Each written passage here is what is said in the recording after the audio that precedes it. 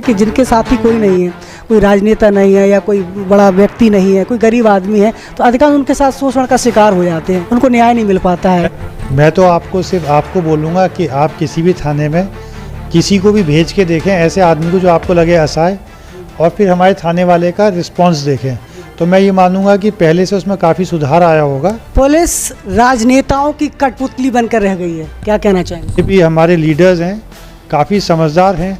हमारी बात होती है तो उनका बड़ा स्पष्ट होता है कि साहब हम तो नेता हैं, हमारे पास लोग आएंगे, हर तरह की बात बोलेंगे, पर आपको वही करना है जो न्याय उचित हो, जो लीगली करेक्ट हो। पुलिस रिश्वतखोर होती है। देखिए, जो आप कह रहे हैं कि कुछ जगह पे हो सकता हो, कभी ऐसा रहा हो, जो अब पुलिस वाले हैं अपनी नौकरी को बचा के नौकरी करते हैं। जब से आपने हर चार संभाला है भिंड में, जिस तरीके से क्राइम की रफ्तार थी, आपको लगता है क्राइम की रफ्तार धीमी हुई है या बढ़ी है?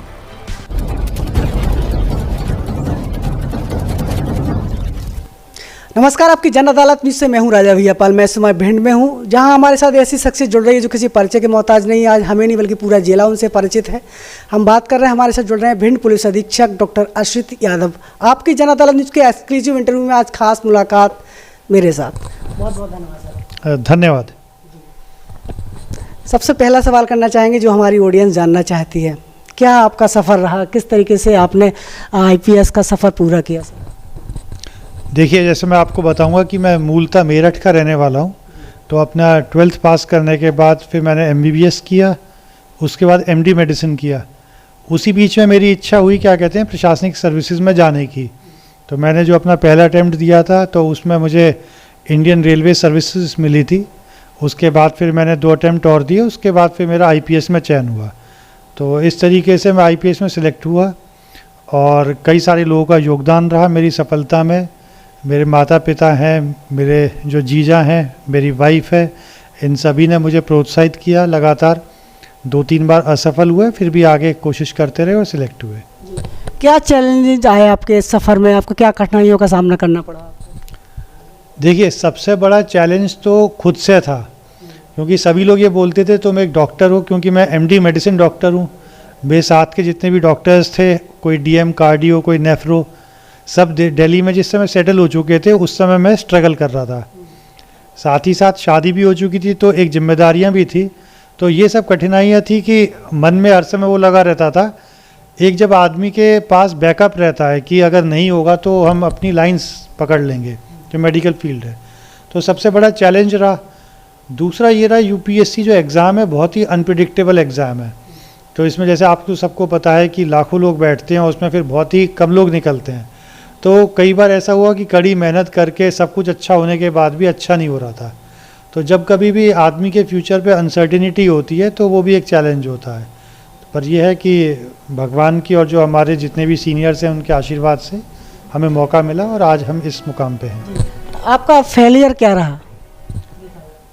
देखिए, फेलियर को अगर हम इस दृष्टि से लें कि जैसे हर चीज़ में मैं 12th से लेके हर बार मेरा फर्स्ट अटैम्प्ट में MBBS में हुआ, फर्स्ट अटैम्प्ट में MD मेडिसिन हुआ, पर जो मैं चाह रहा था UPSC में IAS IPS बनना, वो फर्स्ट अटैम्प्ट में बन नहीं पाया। तो इसको हम फेलियर मानेंगे एक तरीके से, क्योंकि समय लगा। पर ये भी चीज़ है कि क्या कहते हैं, जब तक फेलियर नहीं होता तो उस बीच में जो 3-4 साल संघर्ष के थे उसमें बहुत कुछ सीखा, जो अब हमारे उसमें काम आ रहा है। स्वास्थ्य विभाग आपने देखा, फिर पुलिस विभाग का आपने चयन कर लिया, तो ये आपका पैशन था, जुनून था शुरू से ही, कि आपको किस कारण करना पड़ा, क्या? देखिए, जैसे जहाँ के हम रहते हैं, बिलोंग करते हैं, तो प्रशासनिक सर्विसेज का एक शुरू से एक बहुत ही अहम योगदान है। वहाँ पे नाम ज़्यादा होता है। जिस समय हम डॉक्टर बने थे तो उस समय इतने लोग हमारे गांव में या हमारे उसमें नहीं जानते थे, पर एक बार UPSC से सिलेक्ट हुए तो उस समय जहाँ पे हम रहते हैं सब लोग जानते हैं। पद प्रतिष्ठा दोनों चीज़ें, सब चीज़ें इसमें शामिल है। इसके अलावा एक UP के वरिष्ठ अधिकारी हैं नवनीत सिकेरा जी, तो एक बार मुझे मेरी दीदी की शादी में मिले थे, तो बोले थे कि आप क्या कर रहे हैं? तो मैंने कहा भैया मैं तो 4th ईयर MBBS स्टूडेंट हूँ। कहें देखो, हम लोग गाँव से पढ़े और हम लोग अब IAS IPS बन गए, और तुम लोग कॉन्वेंट से पढ़े हो, अच्छे स्कूल से पढ़े हो, फिर डॉक्टर रह के क्या करोगे? तो ये मुझे अभी तक याद है कि उस समय मैं MBBS के 4th ईयर में था, और क्योंकि जो नवनीत सिकेरा साहब हैं वो एक UP में बहुत ही एक डेकोरेटेड ऑफिसर हैं, बहुत ही एक अच्छी छवि के और दबंग अधिकारी हैं। तो क्योंकि एक तरीके से मैं कहूँगा कि उनसे मोटिवेट होकर मैं सर्विस में भी आया। बेहतर पुलिसिंग को लेकर जो कि हमारे दर्शकों का सवाल है, बेहतर पुलिसिंग किस तरीके से आप देखते हैं? कैसी हो बेहतर पुलिसिंग? देखिए, हर किसी का एक अलग अलग कंसेप्ट होता है पुलिसिंग को लेके। मेरी ज़्यादातर जो नौकरी हुई है या मेरी सर्विस हुई है पुलिस में, आईपीएस में, ग्वालियर चंबल में है। तो यहाँ पे मैंने देखा न्याय अन्याय इसको बड़ा नज़दीकी से मैंने देखा है। तो मेरे हिसाब से बाकी सब चीज़ से ज़्यादा पुलिस में जो न्याय है, न्याय की दृष्टि, वो सबसे इम्पॉर्टेंट है। कई बार हमने देखा, क्या कहते हैं कि जो आदमी कमज़ोर है, जिसके पास सिफारिश नहीं है, जिसके पास बाकी संसाधन नहीं है, तो पुलिस भी हल्का सा कुछ जगह ऐसा देखने में आया कि पुलिस का रवैया बहुत ज़्यादा निष्पक्षता वाला नहीं लगा। ऐसा सब जगह नहीं कहूँगा, पर कुछ जगह। तो मेरा ये मानना है, कहने लगे कि एक पुलिसिंग में तब से हमने सोचा कि सबसे जो प्रथम चीज़ है और जो मेरे लिए दिल को सबसे नज़दीक है, वो है जस्टिस, मतलब न्याय। तो मैं हर समय अपने अधीनस्थों को भी बोलता हूँ, सब चीज़ों को। मैं बाकी सब चीज़ झेल सकता हूँ, पर कभी भी किसी ऐसे व्यक्ति के साथ अन्याय हो जिसको न्याय मिलना चाहिए, क्योंकि हम बैठे ही यहाँ पे न्याय देने के लिए। तो उसी चीज़ के लिए हमारी प्राथमिकता है कि पुलिसिंग में न्याय सबसे ऊपर हो। बाकी डिसिप्लिन रहना चाहिए पुलिस फोर्स में, वो अत्यधिक ज़रूरी है। और डिसिप्लिन फोर्स रहेगी तो न्याय भी देगी। और इसके अलावा बाकी जो भी हमारी जो अपराधों पे नियंत्रण है, लॉ एंड ऑर्डर का कंट्रोल है, वो भी एक इम्पॉर्टेंट कड़ी है पुलिसिंग की। इस जिलों में आपने सर्विस की, खासतौर से देखा जाए तो चंबल अंचल का भिंड और मुरैना, काफ़ी लोग जानते हैं इसके बारे में, दबंग जिला माना जाता है। मुरैना में भी काम किया आपने, अब भिंड में इस समय है, तो क्या पाया आपने, किस तरीके से देखा आपने? देखिए, ये मेरा चौथा जिला है। मैं पहले बालाघाट में रह चुका था, उमरिया में, मुरैना में, और अब भिंड में हूँ। तो चार जिलों में जो सबसे चैलेंजिंग बोलूँगा वो मुरैना को बोलूँगा, क्योंकि वहाँ पे भी मेरा करीब 17 महीने का टेन्योर था। लॉ एंड ऑर्डर की दृष्टि से मुरैना अधिक संवेदनशील जिला है। भिंड में ये है कि आप एक बार व्यक्ति को समझाओ, उसको बात समझ में आती है। मुरैना में लॉ एंड ऑर्डर वो जो है एकदम बड़ा है, स्पॉन्टेनियस बढ़ता है, और कभी कभी जब घटनाएं होती हैं तो लगातार होती रहती हैं। तो इस दृष्टि से मैं कहूँगा कि जो मुरैना सबसे चैलेंजिंग था। भिंड है, भिंड में भी काफ़ी अलग अलग प्रकार के चैलेंजेस हैं, पर अभी तक जैसे अगर जिस तरीके से हम लोग कार्य कर रहे हैं, तो काफ़ी हद तक हमने इस पे अपराध और कानून व्यवस्था पे नियंत्रण पा रखा है। तो क्या बदलाव की स्थिति आपने पाई है जब से आपने यहाँ चार संभाला है? भिंड में जिस तरीके से क्राइम की रफ्तार थी, आपको लगता है क्राइम की रफ्तार धीमी हुई है या बढ़ी है? देखिए, ये सब चीज़ें जैसे आंकड़े की होती हैं।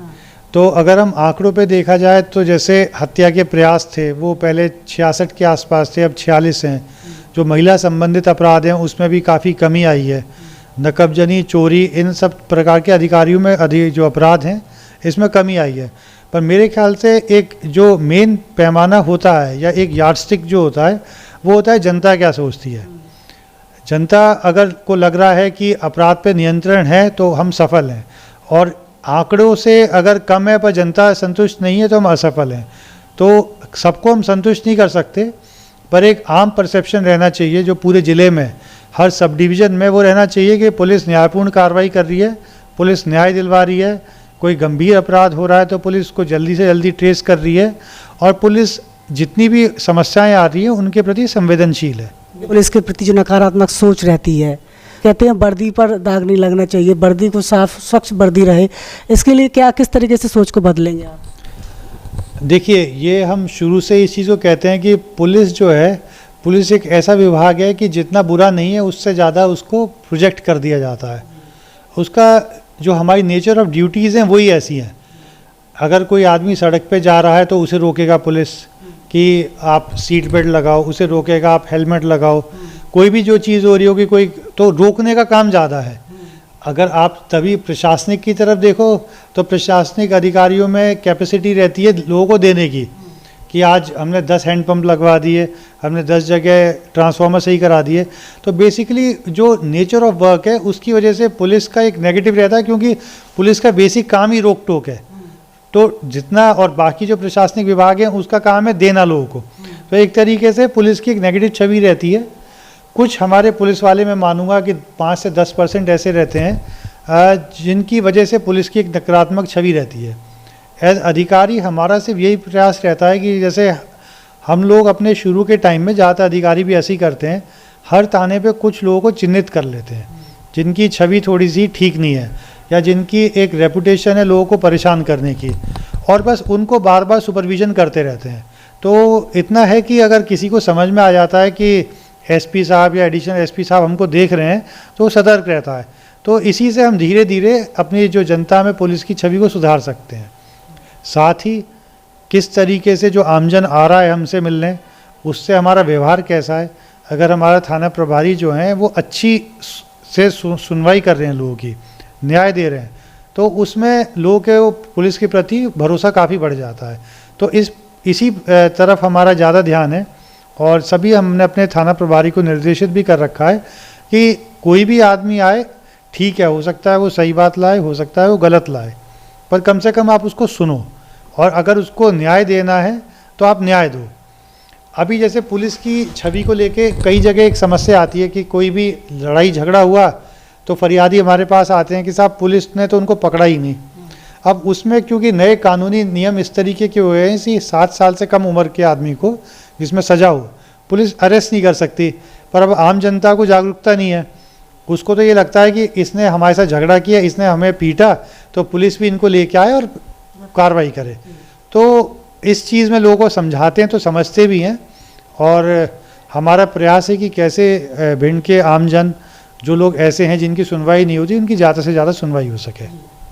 गंभीर अपराधों में, कई अपराधों में ऐसा देखा जाता है कि नोटिस भर दे दिया जाता है, इससे सामने वाला व्यक्ति संतुष्ट नहीं होता है, और जो क्राइम कर रहा है वो भी खुला आज़ाद की तरह घूमता रहता है। पुलिस का भय खत्म हो रहा है, कहीं ना कहीं देखा जा रहा है। 7 साल से कम की सज़ा वाले में नोटिस दिया जाए, तो ये जनता को जागरूक करना पड़ेगा इस चीज़ को लेके कि उसमें पुलिस किसी को पकड़ के नहीं बिठा सकती। पर लेकिन ऐसा नहीं है, पुलिस के पास बॉन्ड ओवर की प्रक्रिया कर सकती है, प्रिवेंटिव एक्शंस ले सकती है, 151 में पुलिस उसको डिटेन कर सकती है, और ये चीज़ हम समय पे करते भी रहते हैं। तो और उससे अगर कोई गंभीर अपराध है तो उसके बाद उसको अरेस्ट करके उसको जेल भी भेजा जाता है। साइबर क्राइम को लेकर आज के यूथ जनरेशन में जो साइबर क्राइम हो रहा है देखा जा रहा है, अधिकांश एआई का भी उपयोग शुरू हो गया है। नए तरीके से किसी का भी फोटो किसी के सामने लगा के उसको ब्लैकमेल किया जाता है, फिर बाद में ये रिजल्ट आता है कि सुसाइड कर ली लड़का है लड़की ने। तो उसमें कैसे जस्टिफाई करेंगे, कैसे बचाएंगे, क्या करना चाहिए?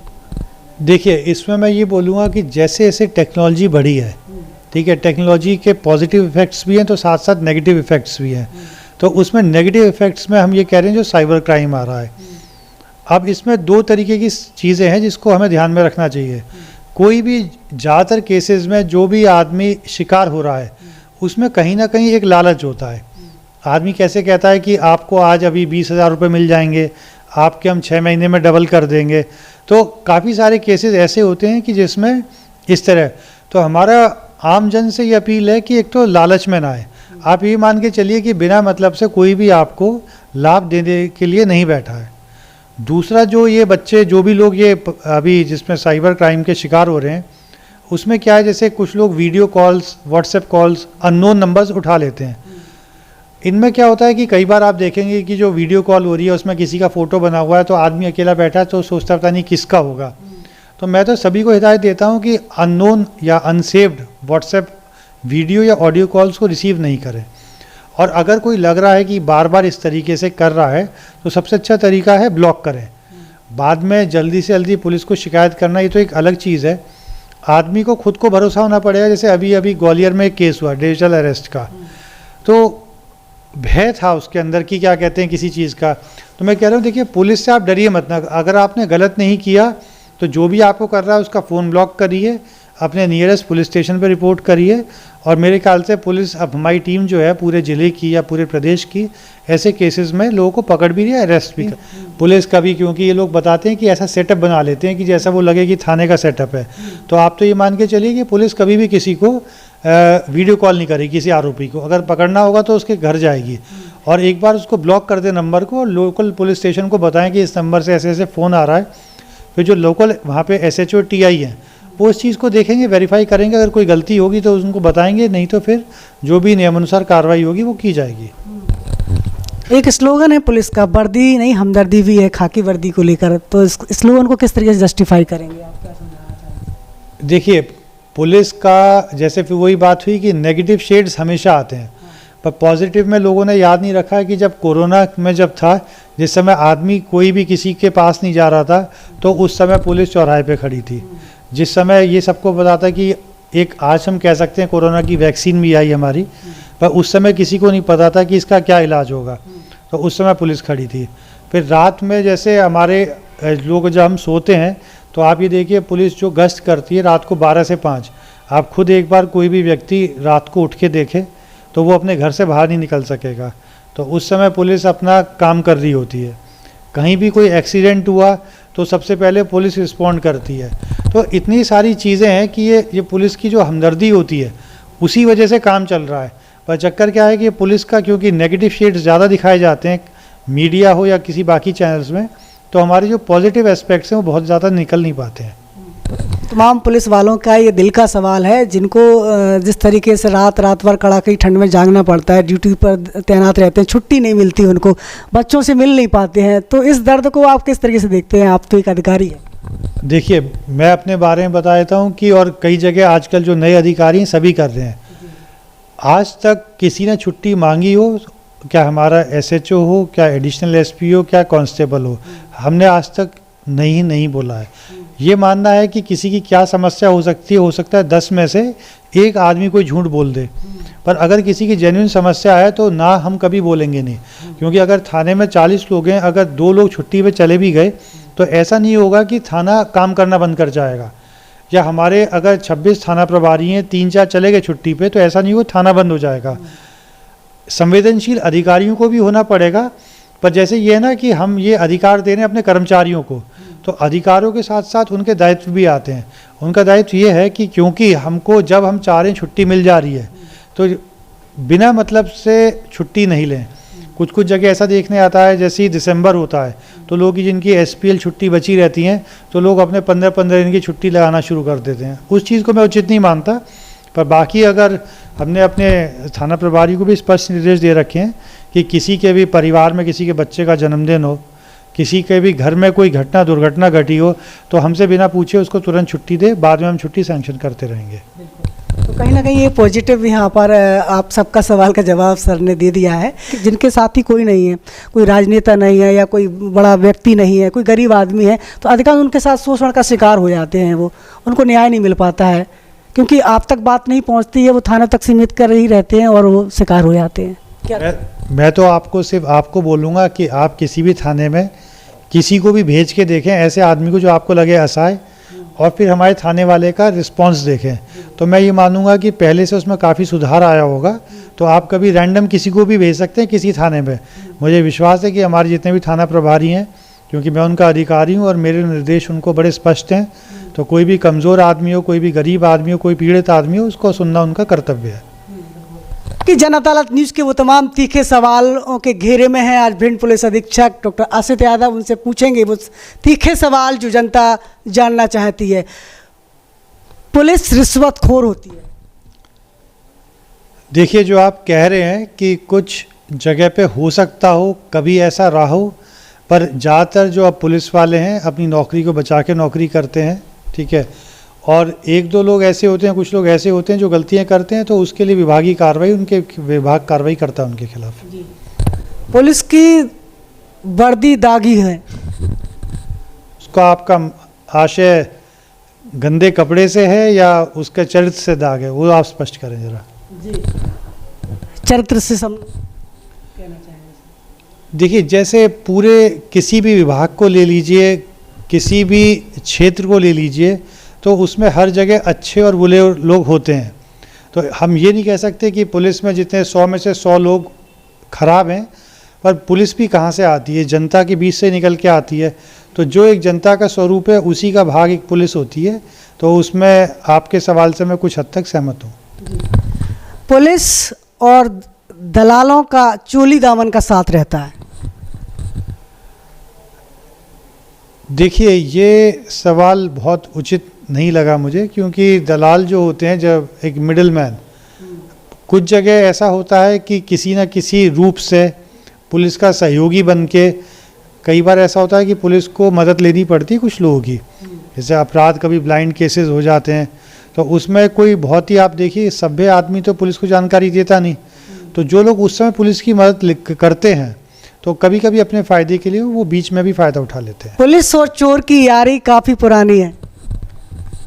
देखिए, यारी से तो नहीं कहेंगे, हम ये कह सकते हैं संबंध। और संबंध क्यों है? क्योंकि अगर कोई भी व्यक्ति चोरी करता है तो उसको पकड़ के पुलिस को ही लेके आना पड़ता है। तो जब लेके आना पड़ता है तो उसको ढूंढना पड़ेगा, उसके रिश्तेदारों को पूछना पड़ता है, तब पकड़ के लेके आती है। तो इसमें ये नहीं कह सकते कि यारी है। और ये सब चीज़ें पुराने समय की चीज़ हो गई। आज के नए युग में हर जो पुलिस कर्मचारी है, हर कोई आदमी अपनी नौकरी को बचाना चाहता है, हर कोई आदमी अपनी छवि को साफ़ सुथरा रखना चाहता है।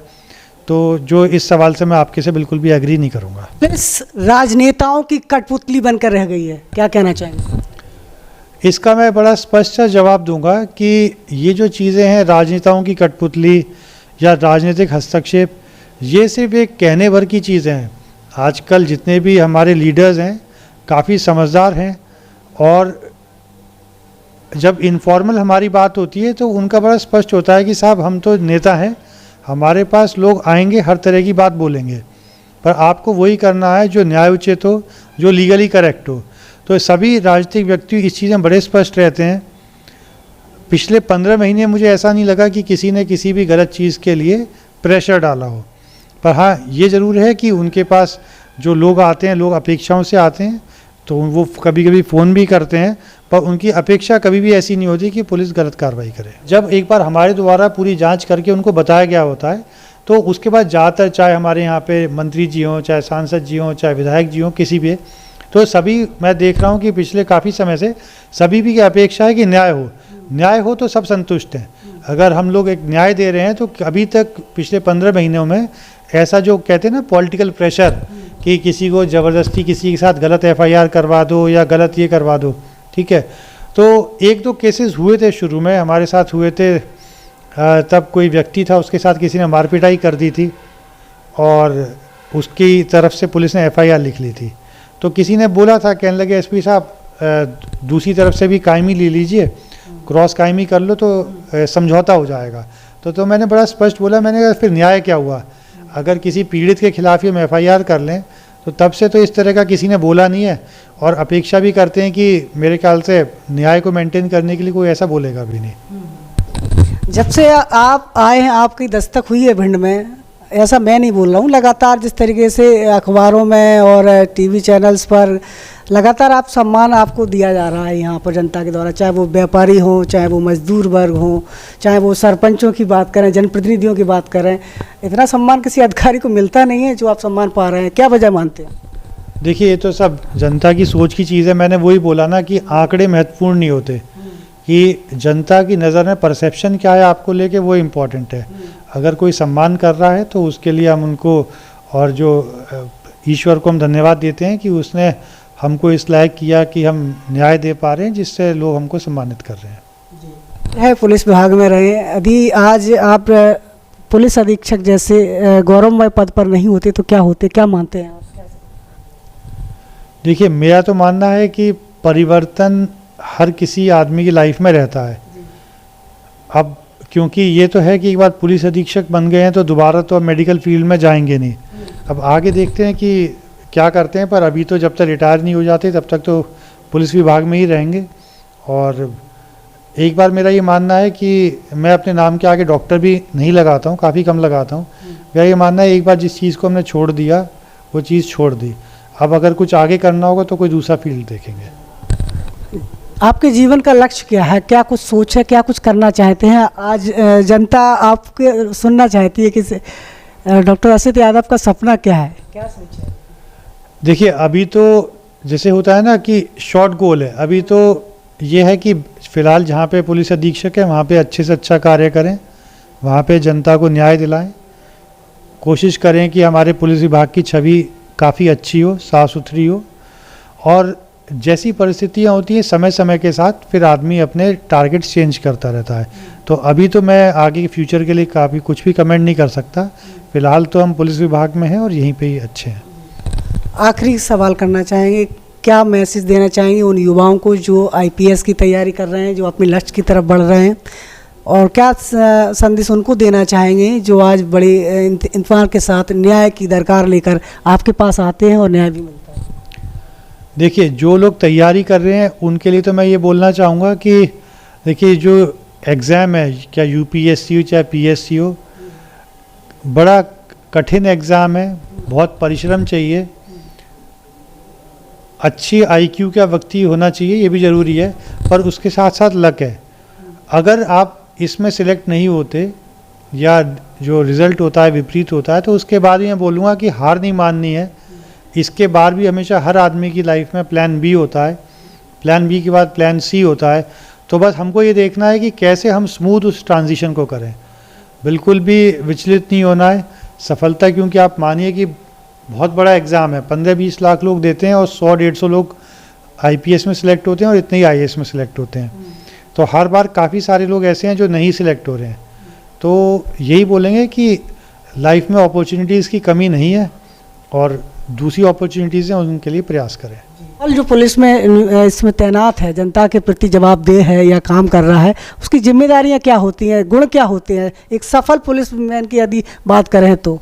देखिए, सबसे पहले तो मैं जो बोलूँगा ना कि डिसिप्लिन होना चाहिए। डिसिप्लिन की अपने समय से हम आ रहे हैं, समय से जा रहे हैं, हम खुद डिसिप्लिन रहेंगे तो जो हमारे अधीनस्थ होते हैं वो भी उसी तरीके से काम करते हैं। जो पुलिस का फोर्स है ना, वो अपने मुखिया को देखता है, थाने का फोर्स देखता है अपने थाना प्रभारी को, थाना प्रभारी देखता है जिले के कप्तान को। तो आप जैसा उनको दिखाओगे वो वैसे ही फॉलो करेंगे। ऐसा अमूमन कभी नहीं होता है कि अगर अधिकारी अच्छा कर रहा है तो बाकी जो एसएचओ या टीआई हैं वो बहुत ज़्यादा इधर उधर चलेंगे। तो एक डिसिप्लिन हर व्यक्ति को इम्पॉर्टेंट है। दूसरी चीज़ मैं मानता हूँ संवेदनशीलता।